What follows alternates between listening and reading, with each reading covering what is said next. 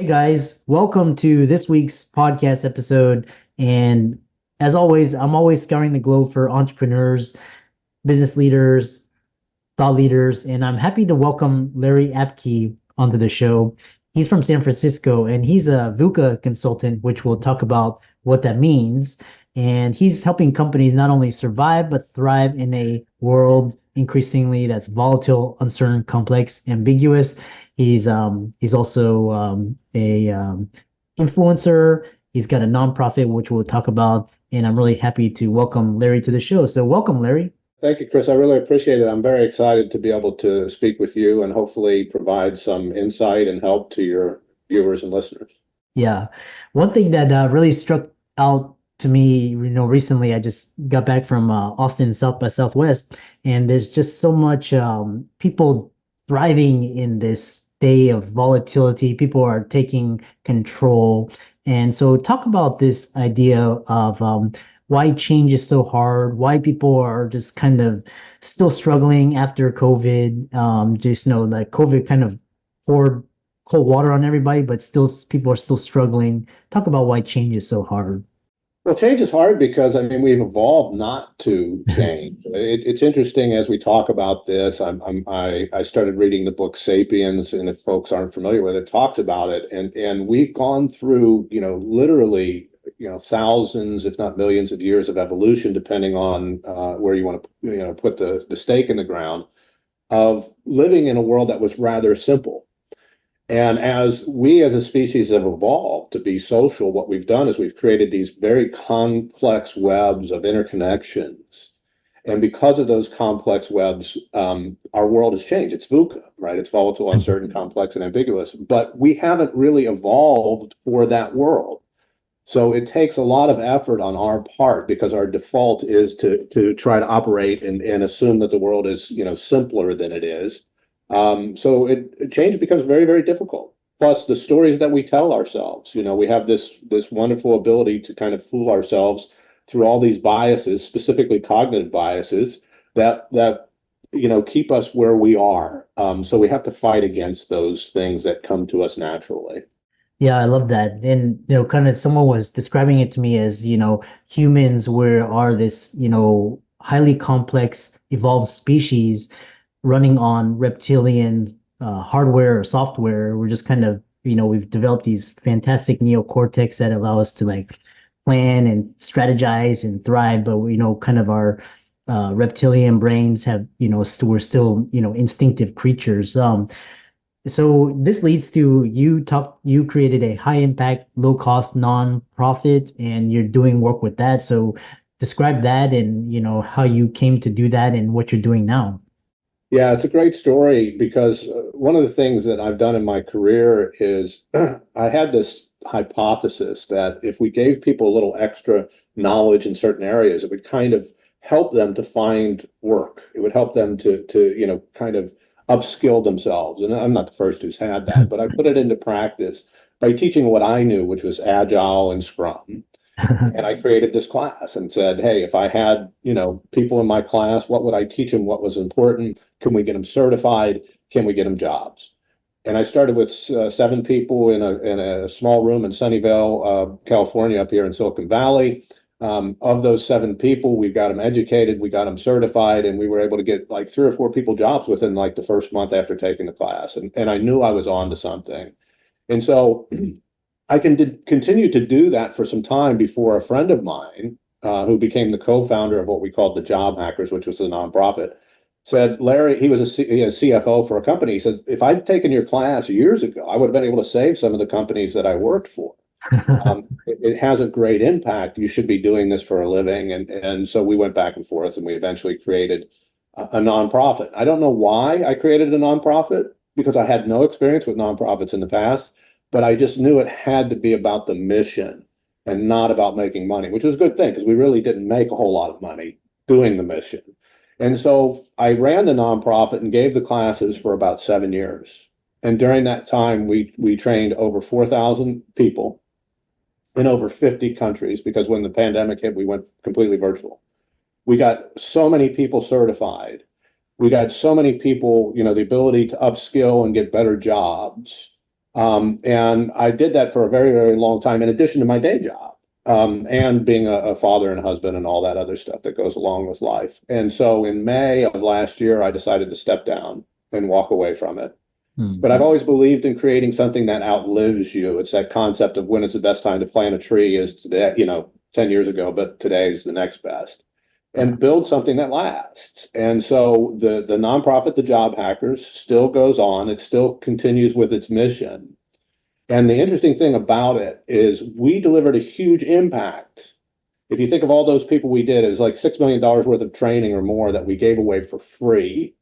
We did that on a budget of about $10,000 a year, which can get you, maybe a small one-bedroom apartment in this area. So we're able to just, do so much good for so many people on such a small budget. But that's the kind of thinking that I bring to other companies in my day job in this VUCA world. And that's why I call myself a VUCA consultant. How can we take advantage of these things and do more for less?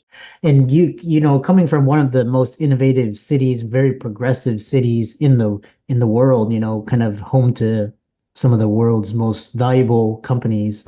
You also talk about what is a cow. I'm curious, and why should companies consider having one? What is that? CAO, Yeah. and CAO stands for Chief Agile Officer. So many, many years ago, I wrote a blog about this. And the reason it came about is back in the old days when electricity was new, it was a game changer. And people used to hire, and this is lost to history, but you'd find very few references to it. But if you Google it, you might find it. They hired chief electricity officers because it was so important to understand how electricity changes what you do. And it's really interesting today because I just saw an article this morning that Morgan Stanley, I think it was Morgan Stanley, or one of the banks hired an AI, a chief of artificial intelligence, which I think is going to happen more and more because these are game changers. The chief electricity officer doesn't exist anymore because we all know how to use electricity, but it was important at the time. And I think it's important for a chief agile officer because the folks who understand agility, agile is a loaded word, but I'll talk about agility, the ability to deliver value quickly in this VUCA world. They're very valuable to an organization, and in my mind, they need to have a higher position so that they can help guide a company in this VUCA world to do a better job. So that was the concept of the chief agile officer. And when I worked for the nonprofit, that was my title, was chief agile officer. Yeah. Yeah, I love that. And a lot of companies are coming out with like chief creative officers and just kind of I believe I um, heard of the term chief futurist officer and kind of preparing the company and organization for what's to come.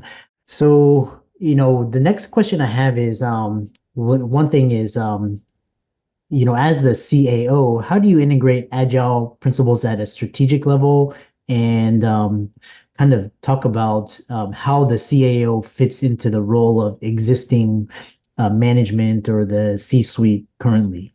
Yeah, I always viewed it as a kind of a mentor to the C-suite and to the organization. In my decade plus of experience of doing this at some very large companies, names that you would recognize, household names, and trying to do agile transformation, I've come to certain conclusions that I loosely hold that I think are true. One of them being that if you're going to make any kind of organizational change, you need to have a critical mass of folks seeing the world differently. I think that's a lot of what it is. We have evolved as we started this conversation about evolution, human thought evolution. We've evolved to see the world in certain ways, and they're beneficial to us, but they're not optimal.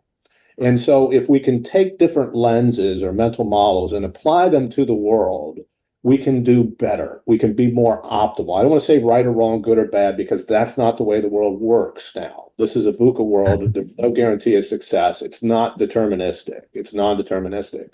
But to be able to see the world in different ways is hugely powerful. And our ability to actually be optimal, as I say in my literature, to thrive in this VUCA world, not just survive it, like it's something that we have to overcome and then everything is going to get back to normal. It's just, there is no normal. I mean, everything's always going to be changing, and the pace of change continues. And when we look at AI and the disruption, we don't know what the disruption will do, but we know it will disrupt. There are certain ways that we can view the world that will be beneficial to us. And that's what somebody needs to bring. And they need to bring it to an entire organization, which is why I'm saying they need to be kind of at the top of that organization. Yeah. And being a CAO, because again, you're from San Francisco, and what sort of resistance do you see from, legacy positions? Are they embracing the CAO? Are they kind of integrating it? And what's going to happen to companies if they don't have a CAO or a CVO, CF, all these different positions that propel the organization? How is that position being viewed as? Well, one, I don't think I'm getting a whole lot of attention on it at all. Because I made I made this blog post and this suggestion, and I'm not the only one now over history who's done it, but I think I'm probably one of the first. This was about 10 years ago or more that I made this suggestion. And it's not something that's really caught on. And I think there's numerous reasons why it doesn't catch on. But one of them is that we don't have to fear failure, what we sometimes refer to as failure. There is no failure. There's just feedback, right? The system doesn't care about you. So the things that we label as failure, those make it easy for us to change because we realize something's wrong. The thing that really hurts us in the long run from being optimal is what I refer to as soft success. We say, hey, look, I'm making money. I'm doing okay. Therefore, I don't need to change. There's a problem with that. It's like a ticking time bomb. Because, I sometimes explain to people, I said, you don't have to be the fastest gazelle on the plane, but you can't be the slowest. So if you don't change and you don't keep up with the times and you don't start to understand that the world has changed and you don't adapt to the new world, eventually you will be that slowest gazelle. I mean, what's been really helpful for a lot of organizations is that there is resistance to change kind of across the board, which means that you don't necessarily become the slowest gazelle. It happens when other places of the economy disrupt you. Think about financial services. It's all ones and zeros. Nobody goes to a physical bank anymore, right? So who's going to disrupt the financial services companies? It's going to be tech companies. And that's who they should fear. They shouldn't fear other financial services. They should fear the tech companies coming in and basically encroaching upon what they do. I know from experience that if you look at financial services, which again is technology these days, there's a lot of folks who are agile coaches. I just don't see chief agile officers yet, but it wouldn't surprise me if we don't see them in the next 4 or 5 years, though I expect it will probably be eclipsed by chief AI officers because of what's going on with AI. Yeah. Your your response reminds me because every time I reach a milestone or a goal, I'm always thinking to myself, this is not gonna last. How long can I enjoy the fruits of my success before something else? And like I'm always planning for the next thing, the next, just always, disrupting yourself before you get disruptive. And the companies that really do that are gonna thrive, and the ones that don't are gonna fail like very quickly. And it's like in the past it was like 20, 30 years you could be okay, but now it's going to be like a year, a couple months, then you're gone. And there's something, Chris, called the shift index. For those of you who want to Google it, it talks about how long do companies last. I believe it's in the Fortune 500, and that number, the number of years that they last in the Fortune 500 has steadily gone down over the years and will continue to go down over the years because of this fact that the world is VUCA, much easier to disrupt folks. And again, when you look at something like AI, which is really hot these days, the reason it's very disruptive. People can use AI to gain an advantage and leapfrog other companies who have not kind of jumped on board. Yeah. Yeah. The whole talk about, this year AI is like over 1,500 panels and to everything from entertainment, music, film. And if it's just those three, think about, business and financials and all these, big industries, definitely it's going to have huge impact, bigger than the internet. So, one thing that you talked about earlier was this, you're nonprofit, you experienced significant change with a limited budget. So, what key strategies would you recommend for maximizing impact with minimal resources? Yeah, I actually, I'm happy that you asked that because I actually just wrote a book recently. I call it Apke's Golden Rule of Agile, focus on value delivery, and that's kind of about that. I think it's really about how. So this golden rule of Agile is basically I said, okay, if we take all the values and principles and break it down to one thing, could we do it? The answer is you can't, but you can get close. And the golden rule is we deliver the optimal value to our customers in the shortest possible time. That's what we need to be able to do, right, in this VUCA world, which means that we have to be nimble. We have to be, look at feedback and move. And the way there's a very simple way that I teach in my book, and I also teach companies I work for to do that, which is basically to take all the things that we know we could do to improve our products or our lives or whatever, put them in what we refer to as backlog, which is basically a to-do list, and then assess them for relative value and relative effort, and then do those things when we can that have the highest value and lowest effort. It's all outlined in the book. I've given many talks and other things about it, so it's probably easy to find for your viewers and listeners. To that particular way of doing it, it's very powerful for companies. I've done it for companies that are household names. They never did it before, and it always opens their mind up to possibilities they didn't see before. Yeah. Yeah. And what's interesting is talking to people from the nonprofit sector is they're actually viewing the nonprofit as a business. They're bootstrapping, just like founders bootstrap their businesses. A lot of nonprofits, they bootstrap, they try to get the maximal impact with, the least amount, leveraging technology, just kind of building in as opposed to just, being just, misusing resources. Very fascinating. One thing is to end it all is talking about this. How does systems thinking contribute to successful agile implementation? What are some common misunderstandings? And then in industries resistant to change, how do you approach the culture of agile, especially when I'm specifically referring to is healthcare, education, financial services getting disrupted. So, but these two, education and healthcare, still are kind of very stagnant. Yeah, let me start first with the systems thinking, why it's important. What has happened in this world of agile or agility is that we have a lot of folks who are promising really good things. You're going to increase your profits, your revenues, et cetera, and you can. It's not that you can't. It's a very powerful way of viewing the world. There's some powerful concepts, frameworks, et cetera, that are all wrapped up into this agility. The problem is a lot of companies aren't seeing it.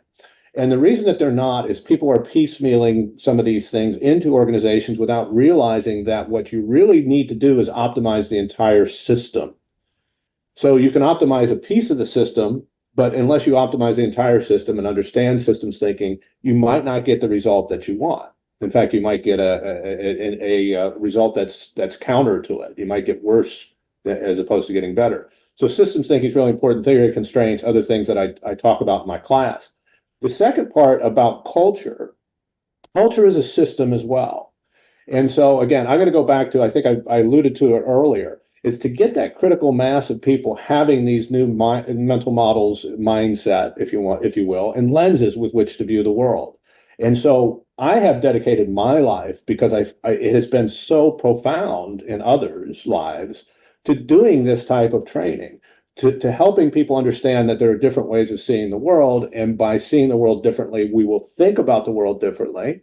And when we think about the world differently, we'll act differently. The issue that you're having with education and healthcare is you have such a culture of we know what we're doing that if somebody doesn't listen to what you have to say, I mean, what can you do, right? I mean, if you're not invited in to speak or something of that nature, it's very hard to get through. You can lead the horse to water, but you can't make the drink. So I Yeah. think a lot of it is just really finely ingrained, deeply ingrained ways of thinking to the point where they shut off the possibility that there's something else out there. And I think people just need to know there's something else out there. They need to open their minds. They need to remain humble, Yeah. and they need to remain open. Yeah. When I talk to the younger generation, like the millennials, the Gen Z, they get it. They get it. They understand the world is changing. You know, they're talking about agility, what you're talking about, and preparing, and eventually shit's gonna hit the fan. So very similar to what COVID did. So fascinating discussion. How can people contact you, follow you, reach out to you, and check out your work? Sure. There's a couple ways, very easy ways to do it. One is Larry Apke is a very uncommon name. I'm the only one that I know of that's alive. So if you type in Larry Apke in Google or LinkedIn, you're going to find me. I have a website that I've created for my training program. It's called the VUCA MBA, Mindset for Business Agility. So you can go to VUCAMBA.com. You can follow me on LinkedIn. You can link to me, connect with me, send me something, all kinds of different ways. So I'm pretty easy to find. That's the good news. Yeah. Yeah. For all the audience out there listening, Larry for coming on talking about VUCA, as well as CAO. Be sure to give him a like and follow on social media. Check out his book. All these resources will be in the links and show notes. And with that, thanks so much for coming on to the podcast. Well, thank you, Chris. I had a great time. I hope it's helpful for your folks.